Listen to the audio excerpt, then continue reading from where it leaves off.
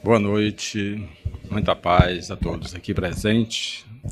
Louvado seja o nosso Senhor Jesus Cristo, né? Esse mestre amado, esse caminho, essa verdade, essa vida que todos nós precisamos viver, trilhar esse caminho e buscar essa luz que ele veio nos oferecer através do Evangelho, que na verdade é a bússola que vai e que vem nos direcionando para os portos celestiais, como ele mesmo, Jesus Cristo, em toda a sua mensagem, ele nos passou.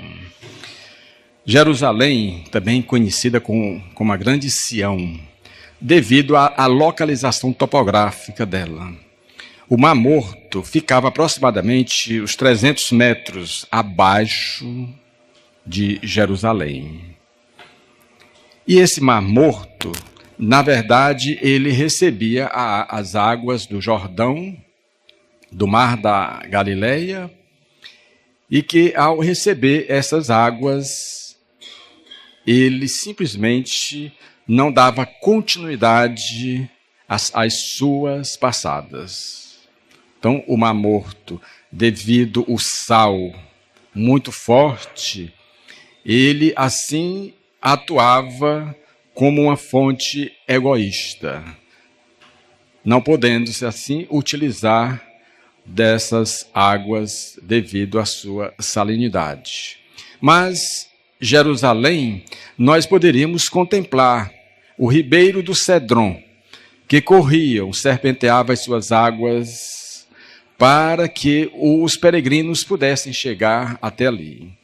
Nós vamos encontrar também o Rio Jordão na sua parte mais profunda, em Betsabara, onde João Batista, o precursor de nosso Senhor Jesus Cristo, a reencarnação do grande profeta Elias, ali costumava mergulhar as pessoas nas águas sagradas do Jordão. Na verdade, tem uma simbologia. Ele apenas estava nos oferecendo as lições que nós precisamos fazer o mergulho interior.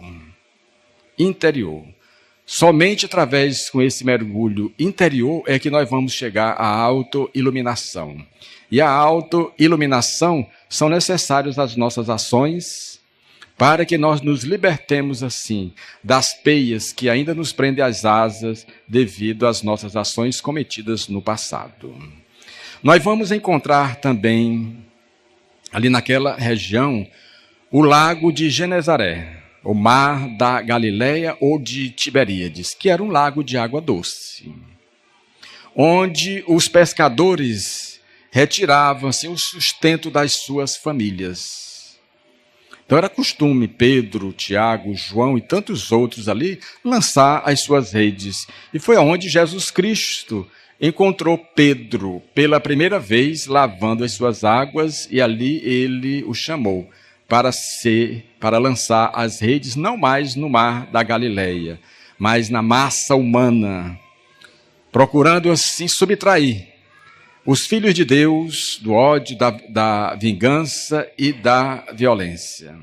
Então esse mar da Galileia, em muitas passagens, Jesus Cristo deixa os seus ensinamentos maravilhosos, como naquele momento quando ruge uma grande tempestade. E ele, descansando, vamos assim dizer, na proa, com um travesseiro colocado na sua cabeça, ali tranquilo, enquanto os apóstolos, todos atônitos, diante das ondas que se avolumavam cada vez mais, e os ventos cada vez mais furiosos, tentando a todo momento tragar, fazer que o barco viesse a submergir. E quando Simão Pedro chega e desperta Jesus Cristo. Porque nos momentos difíceis da nossa vida, nós não precisamos dos nossos desesperos. Nós não precisamos de certas atitudes. Basta a gente despertar esse mestre que está dentro de cada um de nós. Ele mesmo disse que o Filho do Homem, que o pastor dá a vida pelas suas ovelhas. Isso quer dizer, ele não vai medir esforços para nos ajudar, para nos socorrer e para nos fortalecer. Agora nós devemos nos lembrar que ele disse que cada um de nós precisamos carregar a nossa cruz. aquele que quiser vir após mim, que negue a si mesmo, tome a sua cruz e siga-me. Ele veio para nos ajudar a carregar essa cruz, para nos descrucificar das nossas ações do passado. Então, Jesus Cristo falou para as ondas e os ventos e as ondas são controlados pelos espíritos elementares. Logo, os espíritos deixaram de agir e tudo ficou calmo. E os apóstolos disseram: mas que homem é esse? Que homem é esse que as ondas e os ventos atendem? Basta ele falar. Mas é porque nós precisamos ouvir Jesus Cristo na acústica das nossas almas. Então, de Damasco, onde as nascentes do Jordão começavam, eles desciam no mar da Galileia, depois chegava no rio, no Mar Morto, e o Mar Morto, ali nas suas proximidades, ficavam o grupo de essênios, que eram os terapeutas da época, e que já trabalhavam esse cristianismo primitivo. E hoje a doutrina espírita procura trabalhar o cristianismo redivivo. Nós estamos buscando reviver as passagens maravilhosas que o nosso Senhor Jesus Cristo nos deixou, para que assim nós nos libertemos. Porque, como eu já falei, Ele é o caminho, tudo aquilo que nós precisamos para vivermos a vida para a qual nós fomos criados, porque nós não fomos criados para sofrer, nós não fomos criados para ser infelizes, de forma alguma. O sofrimento, as dores, as tristezas, as depressões são consequência das nossas ações contrárias às leis de Deus. Jesus Cristo disse que tinha vindo cumprir a lei. Passará o céu e a terra, mas as minhas palavras jamais passarão. Então, se ele cumpre as leis de Deus, por que é que nós vamos deixar de cumprir as nossas leis? As leis de Deus, que ele simplificou em 2 leis ainda para ficar mais fácil. Amar a Deus sobre todas as coisas e ao próximo como a ti mesmo. Agora, nós sabemos que nós precisamos nos amar primeiro, porque a gente não pode tirar de onde nós não temos. Nós precisamos nos amar como nós somos para amar a Deus e amar ao próximo. Pois bem, Jesus Cristo, esse mestre dos mestres, esse espírito incomparável, como diria Ernesto Renan. Esse homem incomparável. Porque Ernesto Renan, ele foi em pesquisa a chamado da irmã, porque ela chega e conta para ele que tinha conhecido um homem fantástico. Tinha documentos sobre esse homem. E ele foi lá para estudar, mas com o pé atrás. Mas que diz, como diz Joana de Ângeles, aquele que conheceu Jesus Cristo, nunca mais será o mesmo. Nunca mais será o mesmo. Então, ele simplesmente se apaixonou, ele se dobrou a Jesus Cristo, como Saulo de Tarso iria fazer na estrada de Damasco, aceitando incontinente o chamamento de nosso Senhor Jesus Cristo. E como nós também, um dia nós vamos ouvir a sua voz e vamos nos dobrar à sua vontade. Pois bem, então Jesus Cristo, quando ele saía da Galileia, para chegar em Jerusalém, era praticamente mais de 100 quilômetros. Era uma dificuldade para ele sair da Galileia, que foi justamente o local onde Emmanuel, na época Públio Lentulus, foi residir com a sua família. Ele gostava de ficar lá, porque era uma cidade de veraneio devido ao clima agradável. Todos nós que lemos o livro há 2000 anos, ele veio justamente por causa da sua filha Flávia, que estava enferma, e que Jesus Cristo a curou nesse caso. Naquele encontro memorável que Públio teve de caminhar com Jesus Cristo, mas deixou para depois. E esse depois, nós temos em nossas mãos os 5 livros que Chico Xavier psicografou e que nos deixam ensinamentos profundos para que todos nós possamos nos fortalecer e seguir em frente em busca desse grande pastor. Basta nós ouvirmos a sua voz. Então, Jesus Cristo saía, ou ele tinha 2 opções, ou ir pela terra, a terra dos samaritanos. Ele tinha 2 opções, as terras dos samaritanos, onde teve aquela passagem maravilhosa com a mulher no poço de Jacó, a mulher samaritana chamada Fotina. E ali foi o momento em que ele ofereceu para ela água viva, mas nos oferece também água viva. Foi ali também que ele, quando os apóstolos trouxeram a alimentação para ele, ele disse: olha, o meu alimento é fazer a vontade de Deus. A vontade de Deus. Quer dizer, o amor alimenta, o amor supre as nossas almas ainda tão carentes. Quando ele não ia pela Samaria, ele teria que passar por Jericó. Porque Jericó era uma rota comercial onde os caravaneiros passavam ali. E foi onde Jesus Cristo fez curas maravilhosas. Foi ali que ele fora abordado por Jairo, que veio pedir pela sua filha. Foi ali que aquele homem que subiu numa árvore, Zaqueu, ele aumentou as suas vibrações para que Jesus Cristo visse ali. E ele mesmo se convidou para ir à casa de Zaqueu, como ele se convida para cada um de nós, para penetrar na nossa casa interior. Porque aonde a luz não penetra, a escuridão não sai, de forma alguma. Então, diversas curas, como também da mulher Verônica, que sofria de um fluxo sanguíneo, bastou tocar na borla do seu manto para que ela ficasse curada instantaneamente. E era ali, como eu já falei, que João Batista, ali na estrada de Jericó, onde o rio Jordão corria, e ele chega, João, e batiza aqueles que vinham ao seu encontro. Mas ele tão consciente, o precursor tão consciente, ele dizia para aqueles que chegavam próximo a ele: é necessário que eu diminua e ele cresça. Eu não sou digno nem de desatar as correias das suas sandálias. Ele tem a pá na sua mão e limpará toda beira, toda eira. Colocará o trigo no celeiro, mas o joio mandará queimar esse joio. Então Jesus Cristo, que não coube dentro da história, foi preciso se dividir a história no meio, antes e depois dele, pela sua grandiosidade. E nós não vimos de forma alguma, em nenhum momento, Jesus Cristo se utilizar de uma espada. Mandou que Pedro ensarrilhasse a sua espada, porque aquele que ferisse pela espada também seria ferido. Isso mostrando para cada um de nós que quem quiser seguir com Jesus Cristo, a arma, vamos assim dizer, que nós precisamos é o amor. Porque o amor abre todas as portas. E o que o amor não fizer, outro sentimento não faz.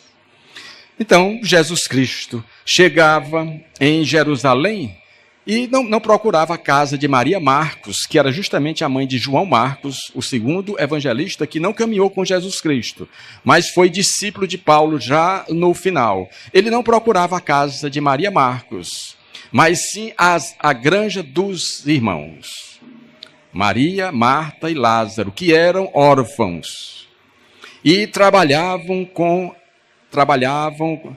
afinco, para a manutenção dos três irmãos, e que eles haviam conhecido Jesus Cristo naquelas suas peregrinações com a sua mãe e com seu pai, quando da festa da Páscoa, que era comum eles se dirigirem para a festa da Páscoa. Então, essa amizade começou justamente nessas festas, e era por isso que Jesus Cristo procurava a casa de Lázaro, Maria e Marta. Só que Betânia ficava aproximadamente a uns 5 quilômetros de Jerusalém, era próximo.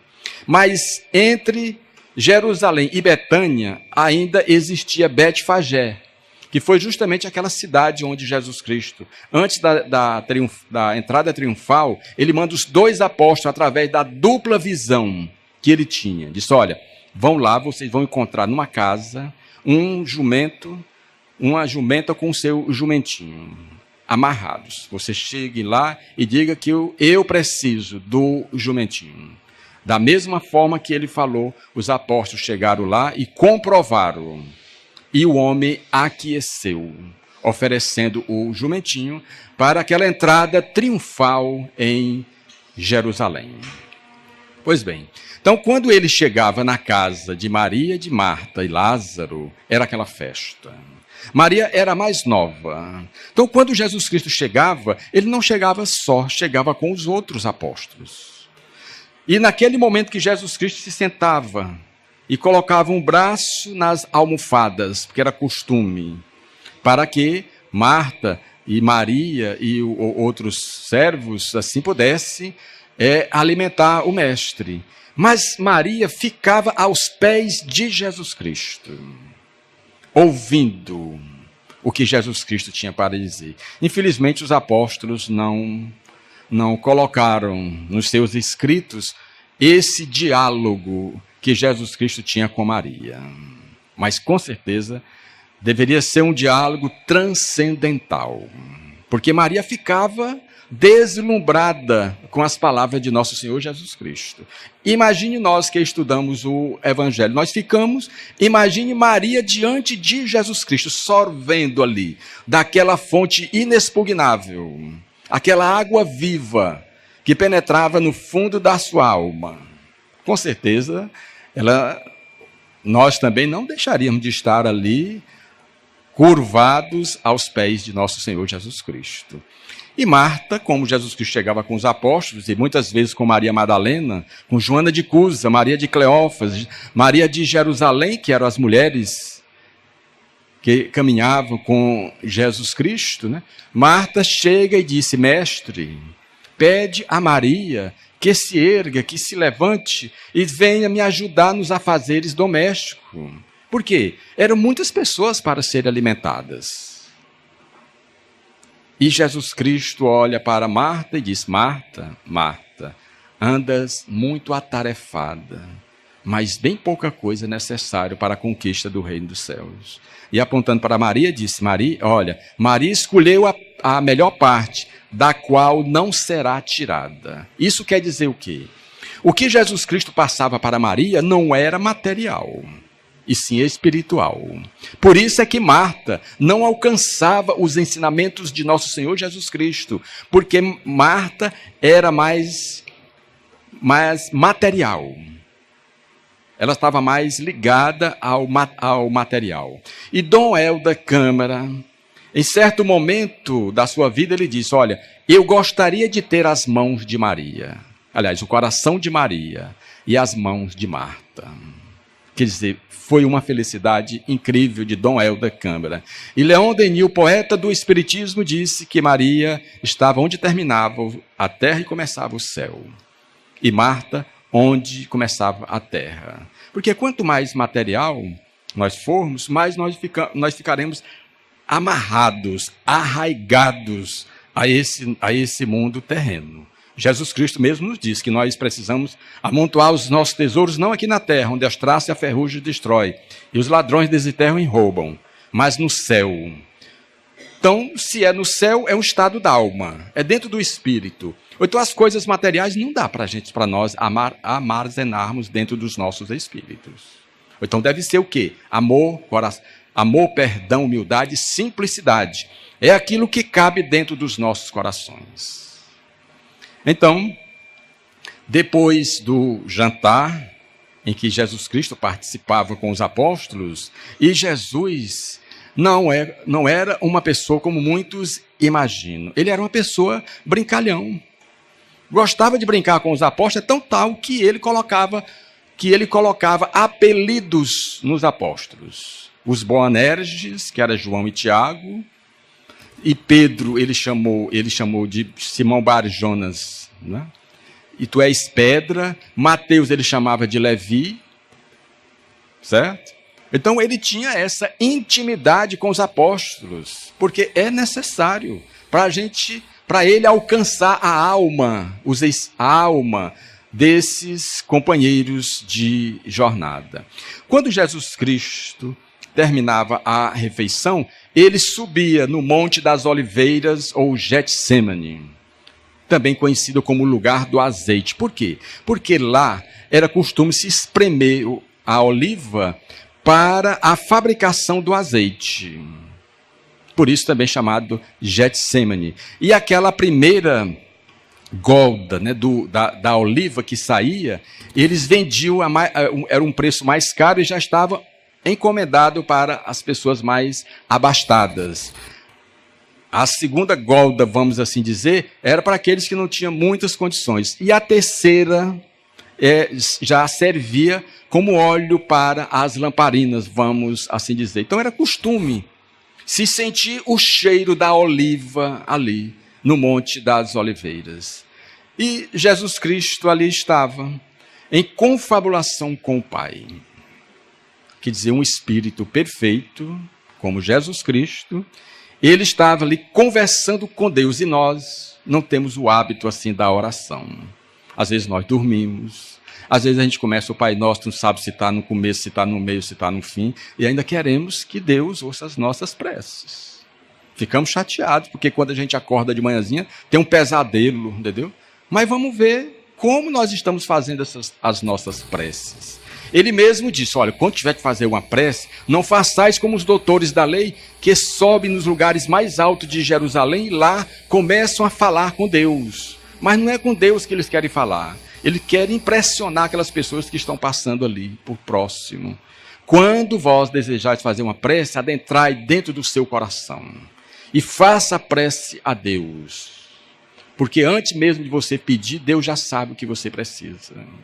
Então, é dentro dos nossos corações. Então, Jesus Cristo estava ali nessas confabulações com o nosso Pai Criador, quando Lázaro chega, aproxima-se de Jesus Cristo e disse, mestre, Jesus Cristo estava com os dois braços apoiados no joelho, em contemplação com o alto. Naquele momento, o céu estava estrelado. A lua, em plenilúnio, derramava os seus raios argênteos. E ficava ali o Getsêmani, com aquela luminosidade das estrelas do campo magnético de nosso Senhor Jesus Cristo. Então Lázaro chega e disse, Senhor, esse reino dos céus que tu começas a fazer as fundações, todos poderão assim atingir esse reino dos céus. Porque eu vejo nas tuas pregações, tantos que nas suas mentes eles não conseguem guardar, Senhor, porque a maior parte desse povo, todos são materialistas, eles acreditam mais naquilo que eles tocam. E Jesus Cristo, olhando para Lázaro, disse, Lázaro, tal qual uma casa, é necessário que a gente faça as fundações bem feitas. E para isso eu vim, o sacrifício, para que essas fundações sejam bem feitas. E depois Jesus Cristo lembrou a Lázaro, lembra-te da parábola do semeador? O semeador nunca desistirá. Eu sei que muitas dessas sementes, elas estão caindo em corações invigilantes. As aves ou as tentações vão logo consumi-las. Outras dessas sementes estão caindo nos corações endurecidos, onde ainda não há o espaço para o amor. Outras entre os espinheiros. Elas chegam até a germinar, mas logo são sufocadas pelas paixões do próprio homem, tentando servir a Deus e a César ao mesmo tempo. Então, esse diálogo foi até mais tarde, quase pela manhã. Lázaro conversando com o nosso Senhor Jesus Cristo. E Jesus Cristo lançando aquelas sementes naquele coração bom, como ele colocou na parábola do semeador. E logo que essas sementes encontram um coração bom, que não guarda mágoa, rancor, nem ódio, nem vingança, é lógico que esse reino dos céus começa a ser construído dentro do seu interior. Dentro do seu interior. O que fará com que essas sementes possam germinar, crescer, florescer e frutificar são justamente a prática desse amor. A prática desse amor que Jesus Cristo veio nos ensinar e que Paulo de Tarso mesmo falou na primeira carta aos Coríntios, quando ele disse, mesmo que eu falasse a língua dos homens e dos anjos, se eu não tiver amor, nada sou, porque nós não somos nada sem o amor. O amor é tudo. É tudo aquilo que nós precisamos.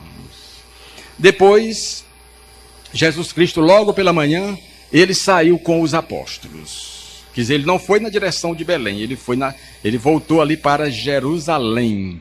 Buscou Jerusalém e estava ali já em Jericó.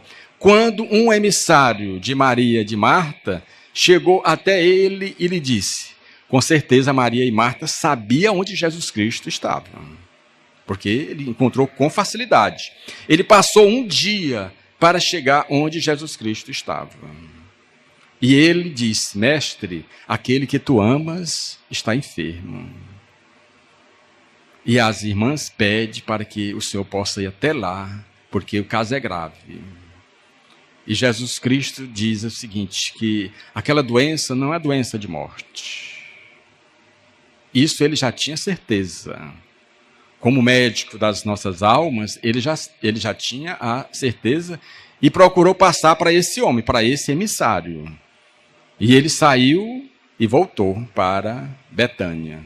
E Jesus Cristo ali ainda passou 2 dias fazendo as suas curas. Ele mesmo disse na casa de Mateus Levi que tinha vindo para os doentes porque os sãos não têm necessidade de médico.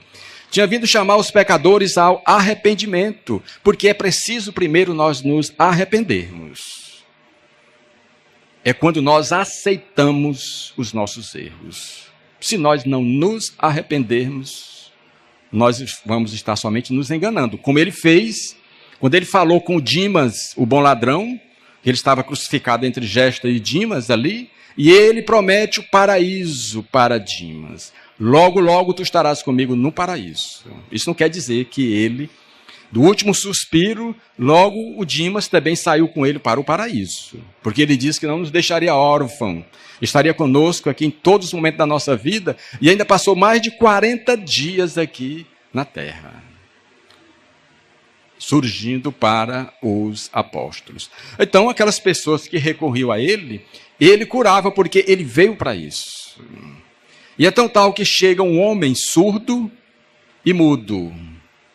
Ele chega, colocam ele diante de nosso Senhor Jesus Cristo, ele chega, pega os 2 dedos dele, coloca nos ouvidos do surdo e logo ele começa a ouvir o som da natureza. O murmúrio dos ventos ali nos seus tímpanos. E os seus olhos começam a brilhar totalmente diferentes diante do som, da melodia, da natureza. E depois Jesus Cristo chega e pega na sua língua e puxa. E logo ele começa a falar. E todo o povo ali ao redor ficou assim, sem saber o que dizer. Porque eles não poderiam negar, porque conheciam o homem. O homem estava falando e estava ouvindo. Mas é como Jesus Cristo disse para o cego Bartimeu, filho de Timeu, na estrada de Jericó.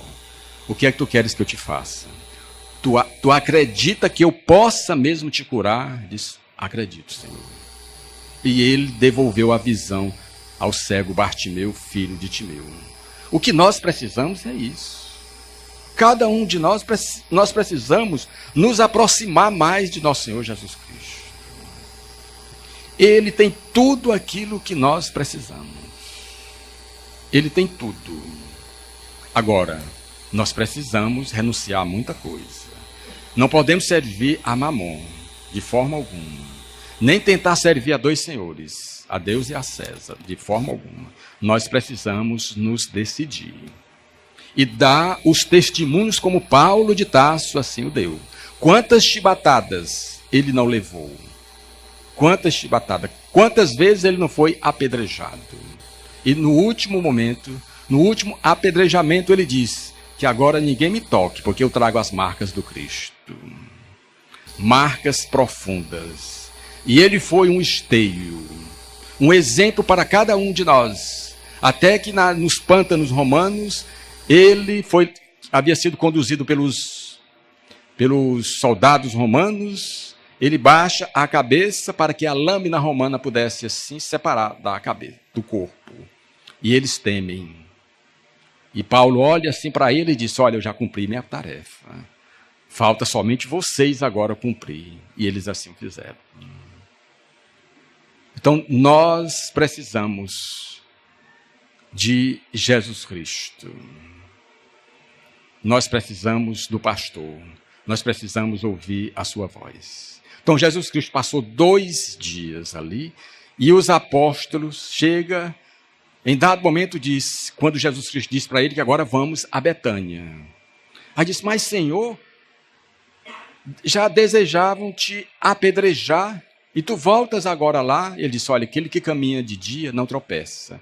Aquele que caminha sobre a seiva, embebido na seiva do amor, da vontade, da fé, ele anda sempre de dia. Isso quer dizer, não há tantas dificuldades, mas aquele que caminha de noite, que representa as sombras que ainda nós carregamos dentro dos nossos corações, somos fáceis de tropeçar e cair. Então ele quis nos dizer o quê? Que nós precisamos trilhar essa trilha nossa aqui, mas com o amor dentro dos nossos corações e a caridade sendo oferecida através das nossas mãos. E Jesus Cristo rumou para Jerusalém, ou para Betânia, e ele passou 1 dia. Isso quer dizer o quê? O emissário passou 1 dia, Jesus Cristo passou 2 lá curando, trabalhando, e 1 dia ele passou para retornar ali, onde as irmãs estavam. Quando ele chega na rua principal, vamos assim dizer, de Betânia, logo Marta foi avisada pelos transeuntes que passavam. Porque Lázaro era muito querido. Ele frequentava a sinagoga. Ele frequentava o templo de Salomão. Quando Marta sai à procura de Jesus Cristo, encontra, depois dele ter dado algumas passadas nessa rua de encontro à sua casa. E Marta, quando chega, se aloja nos seus pés e diz, Senhor, se tu estivesse aqui, meu irmão não teria morrido. E Jesus Cristo chega e olha para Marta e diz, Marta, eu sou a ressurreição e a vida. Aquele que crê em mim, mesmo morrendo, viverá. Disse, Senhor, eu sei que na ressurreição dos justos, todos vamos ressuscitar. Mas Marta se lembrou da irmã e saiu para sua casa. E quando ela viu que os doutores da lei estavam ali ao seu redor tentando consolá-la, ela chega e fala no ouvido dela, de Maria, que Jesus Cristo, o mestre, ali estava. E ela sai em disparada. Sai em disparada e quando chega se abraça a Jesus Cristo e as lágrimas rolam em abundância pelo seu rosto. E da mesma forma ela chega e diz, Senhor, se tu estivesse aqui, meu irmão não teria morrido. Ele é como um pai para nós. Depois que nós ficamos órfãos, ele é que cuida de nós. Quando criança, ele cantava as músicas, as melodias para nós. Quando nós estávamos com febre, era ele que ia procurar a cura. E agora, Senhor, o que vai ser de cada um de nós? O que vai ser das nossas vidas sem a sua presença? Sem a sua motivação? E Jesus Cristo chega e pergunta a Maria, onde o pusestes? E Jesus Cristo sai com Maria e Marta e uma legião de doutores da lei, de crentes e descrentes. Quando chegaram defronte, o local onde Lázaro havia sido sepultado, Jesus Cristo se senta no tronco, já quase apodrecido. Maria fica de um lado e Marta do outro. E ele olha para o local e havia uma pedra redonda, porque naquele tempo era costume se fazer numa rocha, se abria, que desse para caber um corpo dentro, no sentido horizontal, e depois talhavam a pedra e colocavam na boca do buraco. Naquela época também se fazia o quê? E fazia como fizeram com Lázaro. Pegavam um lençol, envolvia todo o seu corpo, amarravam os pés e as mãos e colocavam em cima, vamos assim dizer, de uma laje. Por que as mãos e os pés? Para que no momento ali, os pés mesmo se soltassem e as mãos. E era colocado também um pano no seu rosto, cobrindo o rosto para que as moscas não ficassem ali. Então era desta forma. Então Jesus Cristo vendo ali a multidão. Uns estavam torcendo a favor e outros contra. Uns perguntavam, o que é que ele vai fazer na verdade? Porque ninguém conseguiu fazer isso. Ele curou o servo do centurião Cornélio à distância, sabemos disso. Ele fez lama com a sua saliva, colocou no cego de nascença. Ele viu. Mas será que esse Lázaro, ele vai ter essa capacidade de chamá-lo? Despertá-lo? Jesus Cristo, em dado momento, olha para o céu e conversa com o Pai, agradecendo por aquele momento, para que ele pudesse demonstrar o poder que cada um de nós tem, o poder do amor. E depois fala para que retirasse a pedra. Quando ele disse isso, as duas irmãs chegam e dizem, mas Senhor, o corpo já cheira mal, Senhor. Mas diante do olhar de nosso Senhor Jesus Cristo, elas sentiram confiança e mandaram rolar a pedra que estava lá. Foram alguns homens fortes para rolar a pedra. E depois de rolar, cada um ficou olhando ali para o local onde Lázaro estava. Estava escuro. Uns ficavam olhando para o local, para o túmulo, e outro para Jesus Cristo. Não queriam perder nada. O silêncio em si tragava a tudo. Se poderia ouvir o roçar de duas folhas, tamanho era o silêncio ali presente. E em dado momento, nosso Senhor Jesus Cristo chega e diz, Lázaro, vem para fora. A expectativa, a ansiedade, os corações ali ficaram a palpitar. Será que ele vai ouvir a voz de Jesus Cristo lá dentro? Ele está morto. Será que ele vai? E esperaram mais algum tempo e não viram Lázaro sair. Em dado momento, Jesus Cristo chega e diz, Lázaro, vem para fora. A expectativa aumentava. A expectativa aumentava. Os corações cada vez mais disparavam. Mas nada aconteceu com a segunda chamada. Jesus Cristo, Lázaro poderia ter ouvido logo da primeira vez. Mas ele estava preparando ali aqueles corações, aquelas almas, para que a fé e para que o amor fosse plantado definitivamente, ou aflorasse, já que nós somos filhos de Deus, e Deus é amor, nós somos amor também. O que precisamos fazer com que esse amor aflore dentro dos nossos corações. E quando ele chamou Lázaro, vem para fora, pela terceira vez, começou-se a ouvir os ruídos. Porque era difícil para Lázaro sair de cima da laje, porque ele estava com os pés e as mãos atados. Então ele fez um esforço lógico para colocar os pés no chão. Ele não iria colocar as mãos primeiro. Então ele fez um esforço e colocou os pés amarrados ainda ao chão. Lógico que o lenço já havia saído do seu rosto. E depois que ele colocou os pés no chão, ele fez um impulso e começou a caminhar na direção do mestre. Ele o havia chamado. Era necessário ele ouvir a voz do mestre. Não poderia fazer com que ele esperasse muito. E ele saiu ao chamado de Jesus Cristo. Quando o povo lá fora começou a ouvir que alguém estava se movimentando, porque ele não podia caminhar como nós fazemos, porque faria menos barulho. Ele foi pulando.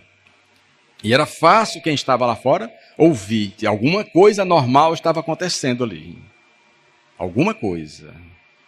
Então, quando Lázaro chegou no limiar entre o mundo dos mortos e o dos vivos, quando ele chegou ali, os mais incrédulos começaram a se dispersar.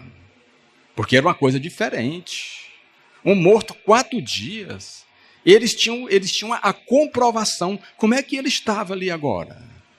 E Jesus Cristo chega e diz, para alguém ir lá desatar os pés e as mãos. Por quê? Para que nós possamos ouvir a voz de nosso Senhor Jesus Cristo, caminhar com Ele.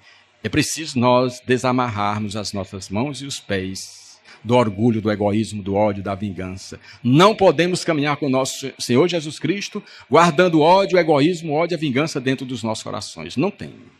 Não tem condições.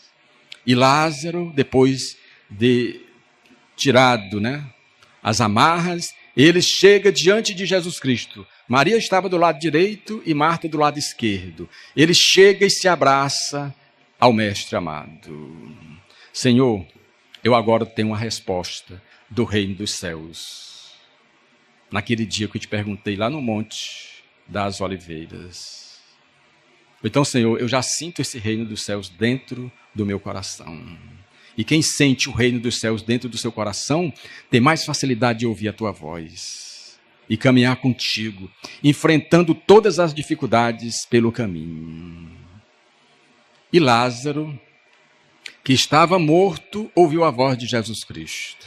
E nós que estamos vivos ainda, muitos de nós não conseguimos ainda ouvir a sua voz.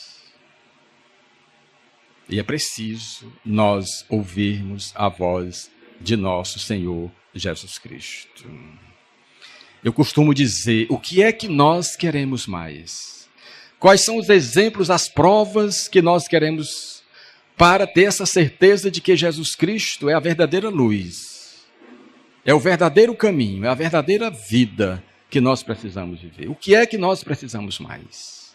Ele se dobrou numa cruz que não era dele, para nos deixar o exemplo do sacrifício ao extremo que cada um de nós precisa viver por esse reino dos céus.